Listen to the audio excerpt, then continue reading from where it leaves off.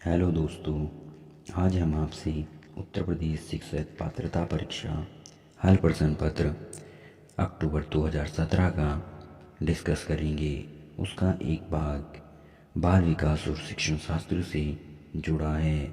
इसका पहला क्वेश्चन है, सीखने की वह अवधि जब सीखने की प्रक्रिया में कोई उन्नति नहीं होती तो उसे सीखने का पठार कहते हैं। क्वेश्चन नंबर 2 है, सामान्य संयुक्त कोशिका में गुणसूत्र के जोड़े होते हैं। सामान्य गुणसूत्र कोशिका में गुणसूत्र के 23 जोड़े होते हैं। गुणसूत्र को इंग्लिश में क्रोमोसोम्स कहते हैं। क्रोमोसोम्स को याद रखना इसलिए ज़रूरी है क्योंकि कभी कभी गुणसूत्र नहीं सीधे क्रोमोसोम्स ही देता है। क्वेश्चन नंबर 3 की तरफ चलते हैं। तो क्वेश्चन नंबर 3 कहता है, बुद्धिलब्धि निकालने का सूत्र है। बुद्धिलब्धि निकालने का सूत्र है वास्तविक आयु के ऊपर मानसिक आय या मानसिक आय अपॉन वास्तविक आयु इंटू 100। ये सूत्र विलियम स्टर्न और अल्फ्रेड बिने ने दिया था। मानसिक आयु अपनी आयु से अधिक के कार्य करने को कहते हैं। क्वेश्चन नंबर 4 की तरफ चलते हैं। तो क्रिया प्रसूत अनुबंध सिद्धांत का प्रतिपादन किसने किया? क्रिया प्रसूत अनुबंध सिद्धांत का प्रतिपादन BF स्किनर ने किया। BF स्किनर ने ये प्रयोग एक चूहे पर किया और बताया कि पाठ्यक्रम को सरल बनाने के लिए हमें उसे छोटे छोटे टुकड़ों में बांट देना चाहिए, जिससे अधिगम प्रभावी और शीघ्र हो जाता है। क्वेश्चन नंबर 5 की तरफ चलते हैं। सीखने के प्रयास व भूल के सिद्धांत का प्रतिपादन किसने किया?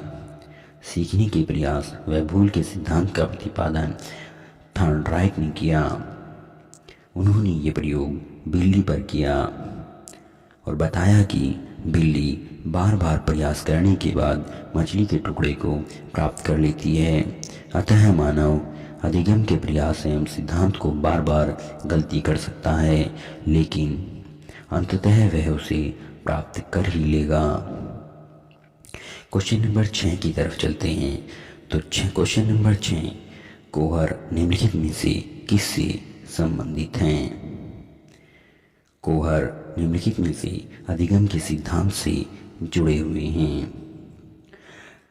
कोहर ने अंतर्दृष्टि या सूझबूझ के सिद्धांत दिए। सीखने के सिद्धांत से जुड़े हैं। कोहर ने सुल्तान नामक चिंपैंजी पर अपने अधिगम के सिद्धांत दिए हैं। बुद्धि के तरल क्रिस्टलीय प्रतिमान के प्रतिपादक कौन हैं? क्रिस्टलीय प्रतिमान के प्रतिपादक कौन हैं? ये हैं B.R. कैटल। B.R. कैटल ने बताया कि क्रिस्टलाइन भी एक प्रकार की सामान्य योग्यता है जो अनुभव मतलब एक्सपीरियंस और अधिगम अनुभव मतलब सीखने के जो एक्सपीरियंस हैं उन पर आधारित होती है। क्वेश्चन नंबर 8 की तरफ चलते हैं। तो निम्नलिखित में से कौन सा अधिगम के पठार का कारण नहीं है? जिसमें नहीं दिया होता है ऐसे क्वेश्चन बहुत ज़्यादा कंफ्यूजिंग होते हैं और इन्हें बहुत ज़्यादा ध्यान से पढ़ने की ज़रूरत होती है। पठार के अधिगम का कारण नहीं है। तो पठार के अधिगम का कारण इनमें विद्यालय का सहयोग नहीं है। वैसे आपकी जानकारी के लिए आपको पता होना चाहिए कि अधिगम के पठार के कारण में ज्ञान की सीमा होती है, उत्साह या प्रेरणा की सीमा होती है, शारीरिक क्रिया की सीमा होती है, कार्य की जटिलता आदि होती हैं। अब क्वेश्चन नंबर 9 की तरफ चलते हैं। शिक्षण हेतु मानसिक उद्वेलन प्रतिमान का प्रयोग निम्न में से किसके सुधार हेतु किया जाता है? समस्या समाधान हेतु। शिक्षण हेतु मानसिक उद्वेलन प्रतिमान का प्रयोग निम्नलिखित में से किसके सुधार हेतु किया जाता है? समस्या समाधान हेतु। क्वेश्चन नंबर 10 की बात करते हैं। अधिगम अनुभव प्रशिक्षण के परिणाम स्वरूप व्यवहार में परिवर्तन है।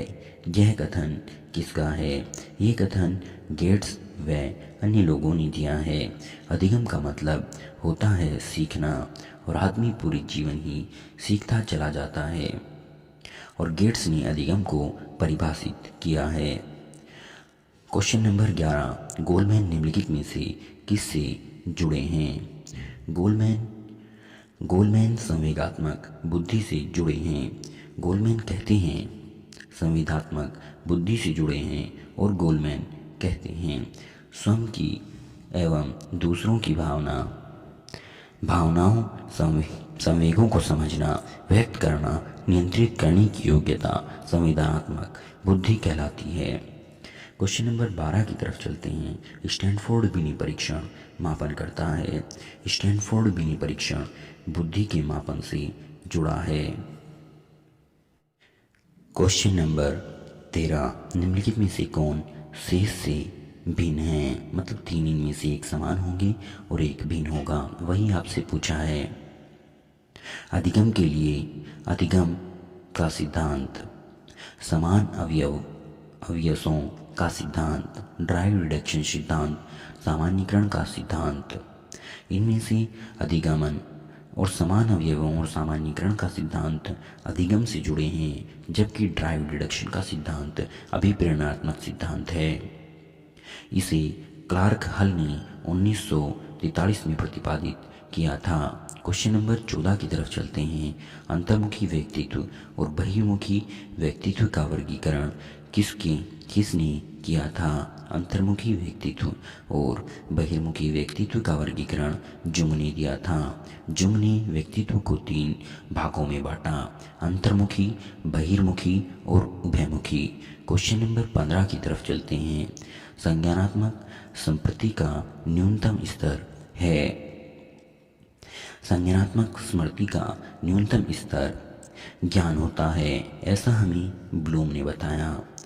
इसके 6 संज्ञानात्मक संपत्ति के भाग होते हैं। नंबर 1 पर जो कि न्यूनतम होता है वह है ज्ञान। उसके बाद नंबर 2 पर अबोध होता है। नंबर 3 पर अनुप्रयोग होता है। नंबर 4 पर विश्लेषण होता है। नंबर 5 पर संश्लेषण होता है। और सबसे अधिकतम जो होता है वो मूल्यांकन होता है। यही संज्ञानात्मक संपत्ति के 6 सिद्धांत बताए गए। क्वेश्चन नंबर 16 की बात करते हैं तो बच्चों के सामाजिक विकास को प्रभावित करने वाले कारक हैं। बच्चों के सामाजिक विकास को प्रभावित करने वाले कारकों में सामाजिक परिवेशजन्य तत्व आते हैं, क्योंकि परिवार किसी भी बालक को या बच्चे को सिखाने वाली प्राथमिक सीढ़ी होती है। परिवार के बाद समाज ही वह स्थान है जहाँ बालक का सर्वांगीण विकास होता है। मतलब सब कुछ विकास होता है। सर्वांगीण विकास का मतलब है सामाजिक, मनोवैज्ञानिक और नैतिक। क्वेश्चन नंबर 17 की तरफ चलते हैं। एक बालक जो मोटरसाइकिल चलाना जानता है, मोटर बाइक चलाना सीख रहा है। यह उदाहरण किसका है? यह उदाहरण ऊर्ध्व अधिगम अंतरण के अंतर्गत आता है।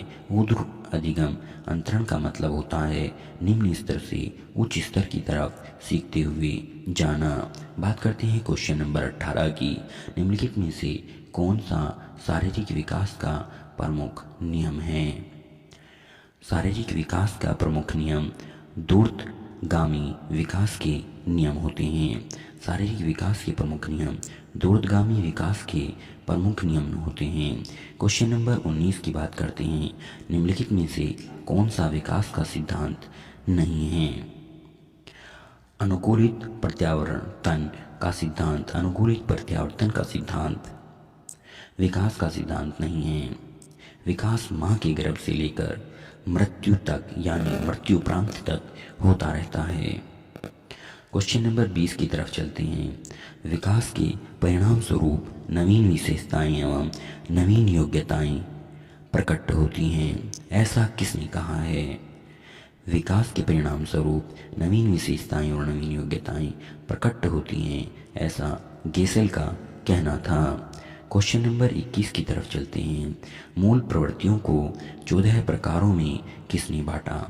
मूल प्रवृत्तियों को 14 प्रकारों में मैकडूगल। मैकडूगल ने विभाजित किया और मैकडूगल ने बताया कि संवेग से जुड़ी हुई होती हैं। ये 14 प्रकृतियाँ जो हैं ये संवेग से जुड़ी हुई होती हैं और इनमें भय, प्रेम, ईर्ष्या, घृणा आदि आती हैं। क्वेश्चन नंबर 22 की तरफ चलते हैं। किसी दूसरी वस्तु की अपेक्षा एक वस्तु की चेतना का केंद्रीकरण अवधान है। यह कथन किसका है? यह कथन रॉस का है। क्वेश्चन नंबर 23 की तरफ चलते हैं। निम्नलिखित में से कौन सा सीखने के मुख्य नियमों में शामिल नहीं है? देखो यहाँ पर फिर नहीं आया है। नहीं वाले जितने भी होते हैं वो इसलिए थोड़े कठिन हो जाते हैं क्योंकि हम कभी कभी नहीं पढ़ना भूल जाते हैं। तो क्वेश्चन नंबर 23 का आंसर होगा सीखने के मुख्य नियमों में शामिल नहीं है। तत्परता का नियम, अभ्यास का नियम, बहु अनुक्रिया का नियम, परिभाव का नियम। तो सीखने के जो मुख्य नियम हैं उनमें शामिल नहीं होता बहु अनुक्रिया का नियम। थॉर्नडाइक ने कहा कि थॉर्नडाइक ने अधिगम के नियम दिए। उन्होंने बताया कि तत्परता का नियम, अभ्यास का नियम और प्रभाव का नियम ये तीनों अधिगम यानी सीखने के नियम के अंतर्गत आते हैं। क्वेश्चन नंबर 24 की बात करते हैं हम। तो वर्ष 12 से वर्ष 16 के बच्चों के लिए हिंदी में डॉक्टर एस जलोटा ने कौन सा परीक्षण प्रतिपादित किया? मतलब 12 से 16 वर्ष की आयु के बच्चों के लिए कौन सा परीक्षण डॉक्टर एस जलोटा ने दिया? डॉक्टर एस जलोटा ने साधारण मानसिक योग्यता परीक्षण दिया। यह व्यक्तिगत रूप से सीखने, अनुदेशों को समझने, समस्याओं के समाधान से जुड़ा हुआ परीक्षण था जो डॉक्टर एस जलोटा ने किया था। अब क्वेश्चन नंबर 25 की तरफ चलते हैं। निम्नलिखित में से कौन सा युग्म सही नहीं है? अब यहाँ पर फिर वही दिया गया है कि आपसे नहीं में पूछा है। नहीं में जितने भी क्वेश्चन दिए गए हैं उन्हें ध्यान से पढ़ने की बहुत ज़्यादा ज़रूरत होती है। कौन सा युग्म सही नहीं है? सीखने का उद्दीपक अनुक्रिया सिद्धांत थॉर्नडाइक ने दिया। सीखने का उद्दीपन सिद्धांत थॉर्नडाइक ने दिया, ये बात बिल्कुल सही है। सीखने का क्रिया प्रसूत अनुबंध सिद्धांत बीएफ स्पिनर ने दिया। सीखने का क्लासिकल सिद्धांत पोलवाक ने दिया, ये भी ठीक है। सीखने का समग्र सिद्धांत ये आपका शिक्षा के दर्शन से जुड़ा है, हल से जुड़ा हुआ नहीं है। ये आपका किससे जुड़ा है? ये आपका शिक्षा के दर्शन से जुड़ा है। क्वेश्चन नंबर 26 देख लेते हैं। ग्रंथियों के आधार पर व्यक्तित्व के विभिन्न प्रकारों की चर्चा किसने की? यानी ग्रंथियों के आधार पर व्यक्तित्व को किसने बांटा? ग्रंथियों के आधार पर व्यक्तित्व को क्रिस्मर ने बांटा था। बुद्धि के द्विकारक सिद्धांत का प्रतिपादन किसने किया? यह आपका क्वेश्चन नंबर 27 है और इसमें पूछा गया है बुद्धि का जो द्विकारक सिद्धांत है उसका प्रतिपादन किसने किया? बुद्धि के द्विकारक सिद्धांत का प्रतिपादन स्पीयरमैन ने किया। इन्होंने दो कारकों में बांटा, सामान्य मानसिक योग्यता और विशिष्ट मानसिक योग्यता। सामान्य मानसिक योग्यता जितनी अधिक होती है आदमी उतना ही तेज होता है। अब बात करते हैं क्वेश्चन नंबर 28 की, जो कि इसका अगला क्वेश्चन है। क्वेश्चन नंबर 28 की बात कर लेते हैं। इनमें से किसका नाम सर्जन शास्त्र के पिता से जुड़ा है? इनमें से किन का नाम मतलब किसे सर्जन शास्त्र का पिता कहा जाता है? आनुवांशिकी एवं मानव आबादी के विकास से जुड़ा हुआ होता है सर्जन शास्त्र, और गाल्टन को सर्जन शास्त्र का पिता कहा जाता है। क्वेश्चन नंबर 29, सर्जनात्मकता मौलिक अधिक परिणामों को अभिव्यक्त करने की मानसिक प्रक्रिया है। यह कथन क्रो एंड क्रो का है। यह कथन क्रो एंड क्रो का है। बात करते हैं क्वेश्चन नंबर 30 की, विद्रोह की भावना की प्रवृत्ति निम्नलिखित में से किस अवस्था से जुड़ी है। मतलब विद्रोह की भावना सबसे ज़्यादा किस अवस्था में होती है? तो इसका आंसर होगा मध्य किशोरावस्था में, क्योंकि मध्य किशोरावस्था में आदमी सबसे ज़्यादा विद्रोह की भावना से जुड़ा होता है। और मध्य किशोरावस्था की अवधि 13 साल से लेकर 15 साल तक होती है। दोस्तों आज के लिए इतना ही। Thank you.